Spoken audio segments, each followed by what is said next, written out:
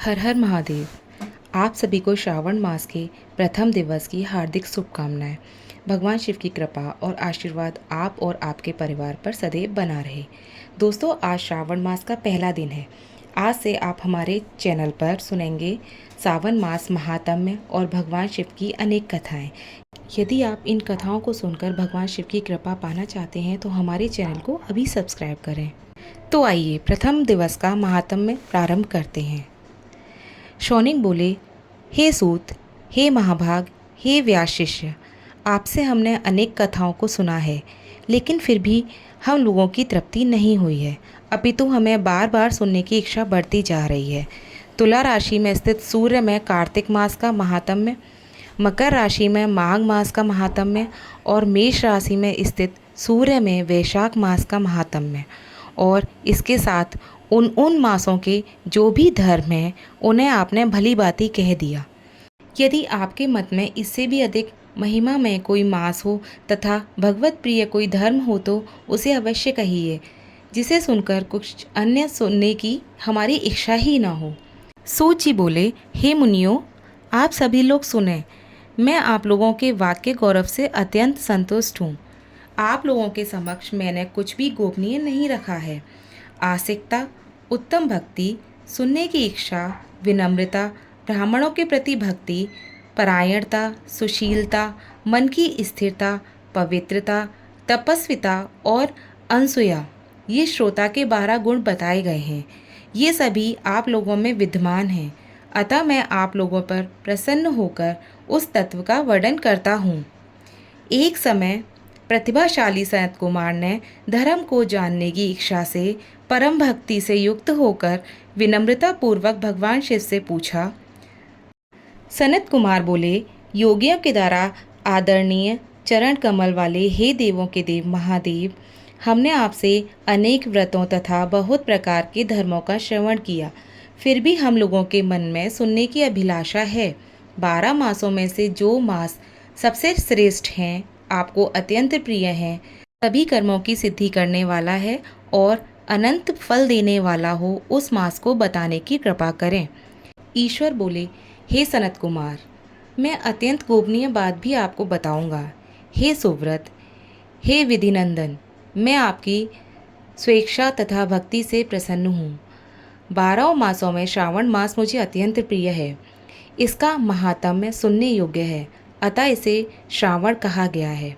इस मास में श्रवण नक्षत्र युग पूर्णिमा होती है, इस कारण से भी इसे श्रावण कहा गया है। इसके महात्म्य के श्रवण मात्र से यह सिद्धि प्रदान करने वाला है, इसीलिए भी यह श्रावण संज्ञा वाला है। निर्मलता गुण के कारण यह आकाश से सहस्य है, इसलिए नभा कहा गया है। इस श्रावण मास के धर्मों की गणना करने में इस पृथ्वी लोक में कौन कौन समर्थ हो सकता है, जिसके फल और संपूर्ण रूप से वर्णन करने के लिए ब्रह्मा जी 4 मुख वाले हुए, जिसके फल की महिमा को देखने के लिए इंद्र 1000 नेत्रों से युक्त हुए, और जिसके फल को कहने के लिए शेषनाग 2000 जीवाओं से संपन्न हुए।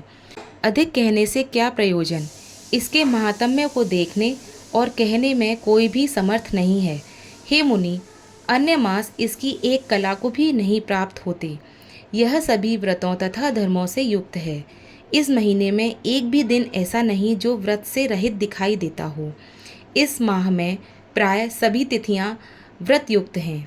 इसके महात्म्य के संदर्भ में मैंने जो कहा वह केवल प्रशंसा मात्र नहीं है।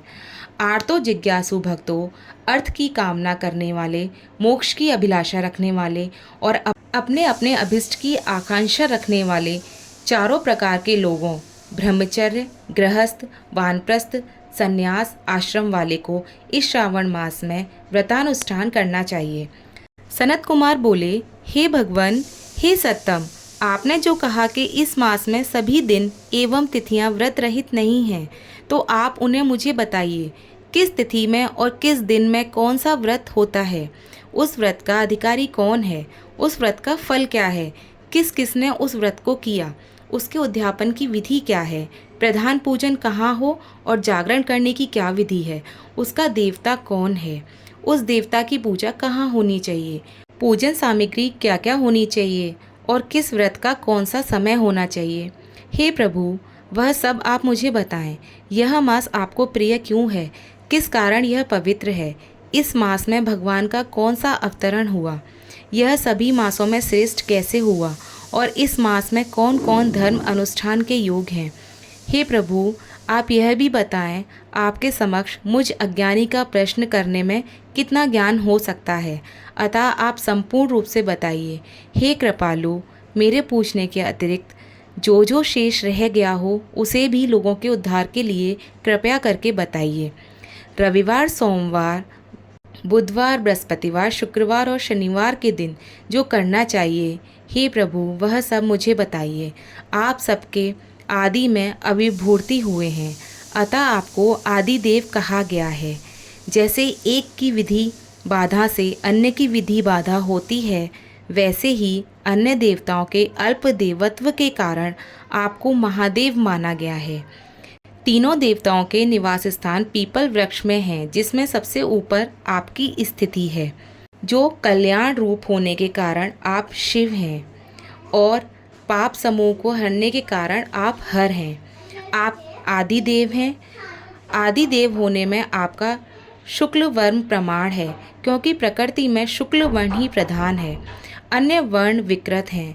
आप कर्पूर्ण के समान गौर वर्ण के वाले हैं, अतः आप आदि देव हैं।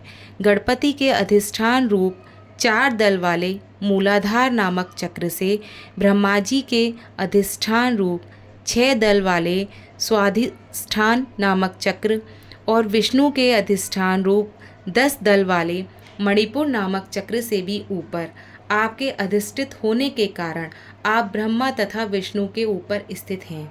यह आपकी प्रधानता को व्यक्त करता है। हे देव, एकमात्र आपकी ही पूजा से पंचायतन पूजा हो जाती है, जो कि दूसरे देवता की पूजा से किसी भी तरह संभव नहीं है। आप स्वयं शिव हैं।